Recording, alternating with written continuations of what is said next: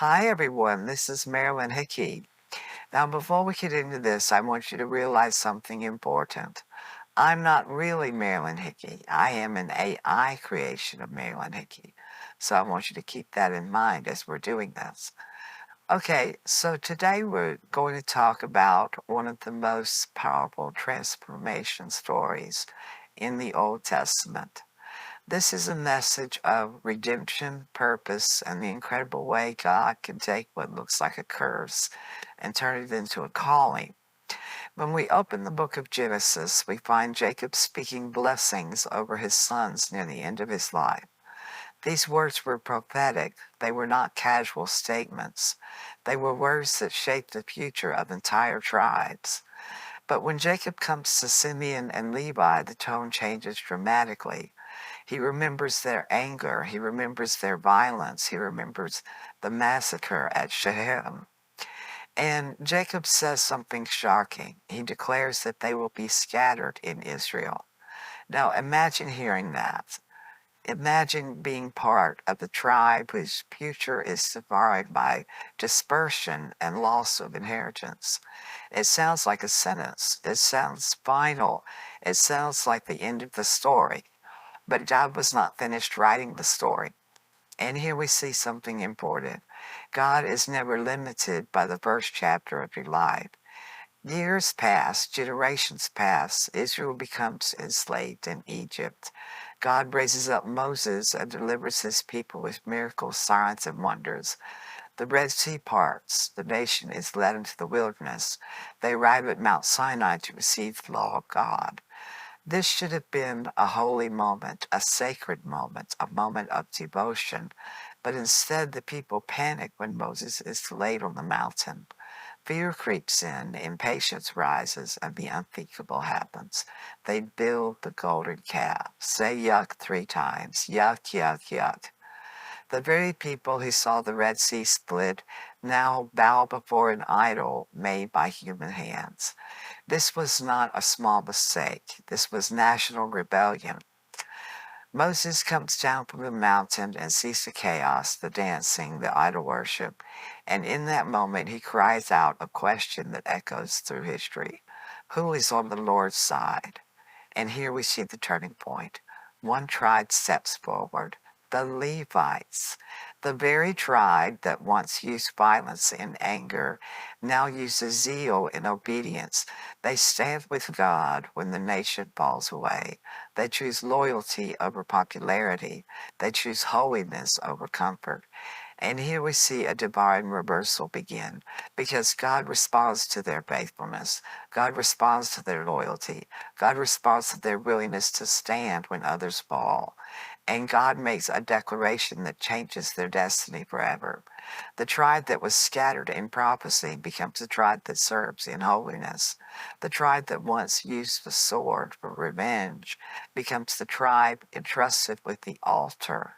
That is powerful. The prophecy of Jacob is not erased, it's transformed. Yes, the Levites will be scattered, but now their scattering has purpose. They live among all the tribes of Israel. They will have no land inheritance, and they will not be defined by territory or property. Instead, God says something extraordinary. I will be their inheritance. Can you imagine that? No land, no borders, no earthly security. Instead, God himself becomes their portion. And here we see the heart of the message. God can transform punishment into purpose. What once looked like loss becomes sacred assignment. What once looked like judgment becomes divine calling. The Levites become priests, teachers, musicians, caretakers of the tabernacle, guardians of worship. Their lives revolve around the presence of God. Their curse becomes their calling. And this is not just history, this is a message for today, because many people carry labels from their past, mistakes, failures, regrets, words spoken over them years ago, things that feel permanent, like permanent sentences. But God specializes in rewriting destinies. The same God who transformed Levi's future can transform yours. And here we see a spiritual principle. Faithfulness in crisis opens doors to divine assignment. The Levites stood with God when it was costly, when it was uncomfortable, when it was separating them from the crowd. And at that moment of courage, it changed generations. God is not looking for perfection. He's looking for loyalty. He's looking for hearts that say, I choose you even when it's hard.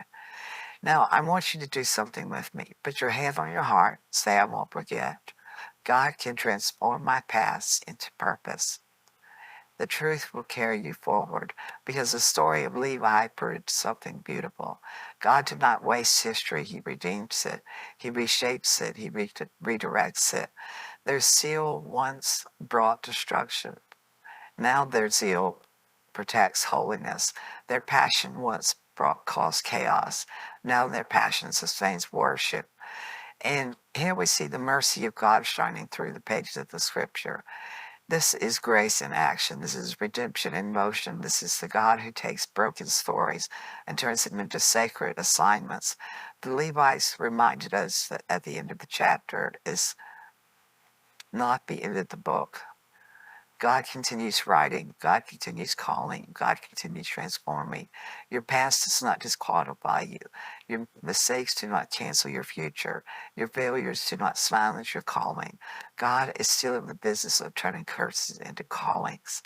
And the tribe that once stood under harsh prophecy became the tribe that stood closest to his presence. That is the power of redemption. That is the heart of grace. That is the purpose of transformation.